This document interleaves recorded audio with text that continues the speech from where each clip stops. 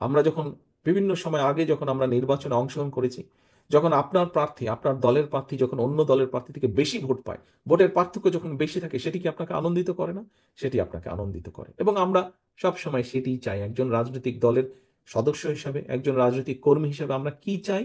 আমরা চাই যে আমাদের মিছিলটি বড় হবে, আমরা চাই যে আমাদের জনসভাটি বড় হবে, আমরা চাই আমার প্রার্থী, দলের প্রার্থী যে কোনো নির্বাচনে অন্য প্রার্থী থেকে অনেক বেশি ভোট পাবে, জয়যুক্ত হবে।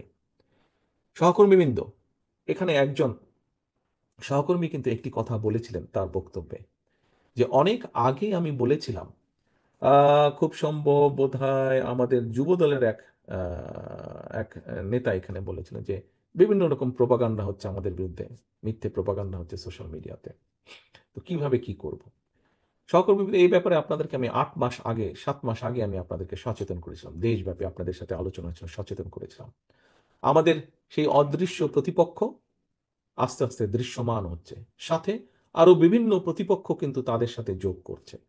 কাজেই দেশের জন্য, দেশের স্বার্থে আমরা যা করতে চাই, এটি যত বেশি সংখ্যক আমরা মানুষের কাছে নিয়ে যেতে পারবো, মানুষের সমর্থন অর্জন করতে পারবো, আমরা আমাদের সেই দৃশ্য বলেন, অদৃশ্য বলেন বা দৃশ্যমান প্রতিপক্ষকে আমরা তত শক্ত, তত জোরালো ভাবে আমরা তাদেরকে মোকাবেলা করতে পারবো। আমরা যত বেশি ঐক্যবদ্ধ হব, আমরা যত বেশি বাংলাদেশি জাতীয়তাবাদের আদর্শে বিশ্বাস করব, যত বেশি শহীদ রাষ্ট্রপতি জিয়াউর রহমানের নির্দেশিত পথে চলবো, যত বেশি আমরা দেশনেত্রী খালেদা জিয়ার নির্দেশ মেনে চলবো, নির্দেশ মোতাবেক কাজ করব, তত রাজনৈতিকভাবে আমরা শক্তিশালী হব। বিগত 15-16 বছর ধরে, সেই 111 থেকে শুরু করে, আপনি এখানে উপস্থিত প্রত্যেকটা মানুষ, আপনারা অবর্ণনীয় অত্যাচার, নির্যাতন সহ্য করেছেন।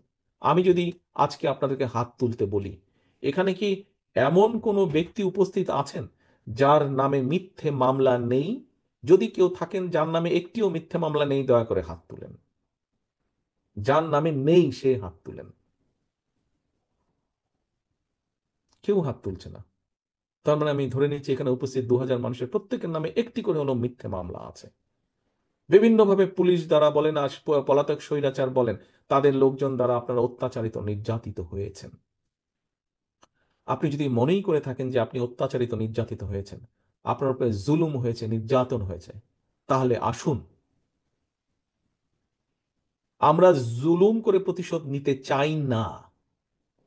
তারা যা করেছে আমরা তা করতে চাই না। আজকে একটু আগে যেই কথাটি বলেছি, যে আপনি যখন ফিরে যাবেন, আপনাকে কিন্তু জিজ্ঞেস করবে আপনার পরিচিত জন, এলাকার মানুষ, কি হলো তোমাদের মিটিংয়ে, কি হলো। কেন জিজ্ঞেস করবে জানেন? কয়েকটি কারণ আছে।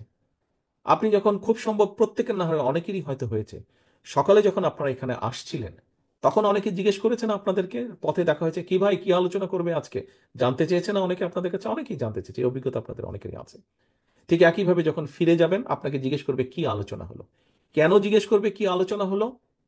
তার একটি মূল অন্যতম কারণ হচ্ছে, আপনাকে, অর্থাৎ আপনার দলকে এই জনগণ আস্থায় রাখে। আপনাকে বা আপনার দলকে, অর্থাৎ বিএনপিকে, এই জনগণ আস্থায় রাখে, বিশ্বাস করে।